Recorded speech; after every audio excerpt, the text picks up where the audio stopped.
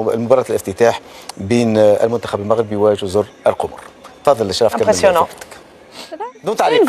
معناتها شوف العالم الكل فهم، السعوديه فهمت اللي هي الدواميزي، القطر فهمت، المغرب فهمت، الكل حتى احنا زاد فاهمين، وماذا بينا نحبوا نقعدوا نتفرجوا هكايا واحنا فايقين وواعيين ونتكلموا خاطر راهو لينا سنوات الوغ احنا بدينا قبلهم ببرشا بسنوات ضوئيه كنا سابقين. معناتها توا لا مونتال ينفع، لا تكنيك ينفع، ماديه حاليا قلت لك فولونتي ديتا ماديه حاليا هي اللي تحكم فينا. كيف بالطبيعه ما نعتقد انه ان شاء الله معناها تتعمل الحلول. نجموا استثمارات ما نعرفش معناتها تخوفي سي سيغ. 1994 نظمنا كاس افريقيا، 2001 جي ميديتيراني، 2004 كوب دافريك. نورمالمون اليوم ننظموا كوب دي موند احنا.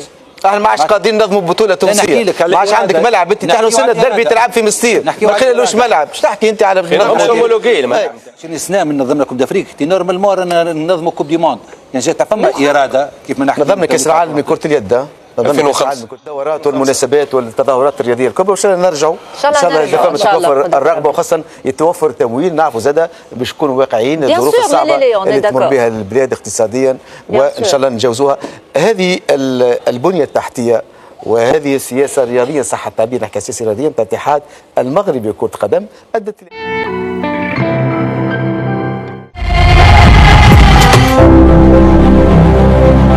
أيام قليلة تفصلنا على ضربة بداية النسخة 35 للكان بالمملكة المغربية.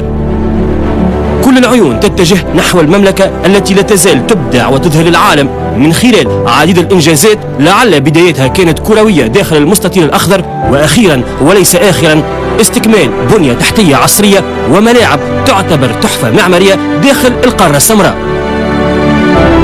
ملعب مولاي الحسن بمدينة الرباط، معلم زاد المدينة جمال فوق جمالها، هي الحفرة التي أذهلت كل من حضر وشاهد وعاين بداية الأشغال، ثم شاهد وعاين جمال المركب في النهاية.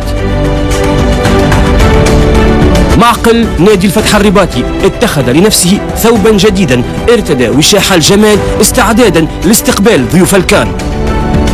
جوهرة رياضية في قلب العاصمة المغربية، عملية التجديد كانت في فترة قياسية لم تتجاوز 9 أشهر. أرضية بعشب هجين عالية الجودة ومدرجات حديثة مزينة باللونين الأحمر والأخضر كألوان علم المملكة، إضاءة تعتمد على تكنولوجيا متطورة تشمل شاشات عملاقة ما يتيح مشاهدة استثنائية وتجربة ممتعة للمشجعين. مدرجات مصممة لتوفير رؤية واضحة من جميع الزوايا بسعة تصل إلى حوالي 22,000 متفرج، وإمكانية إضافة 20,000 مقعد في المستقبل استعدادا لاحتضان كأس العالم. كما يغطي السقف جزءا واسعا من المدرجات لتوفير الحماية للجمهور من العوامل الجوية.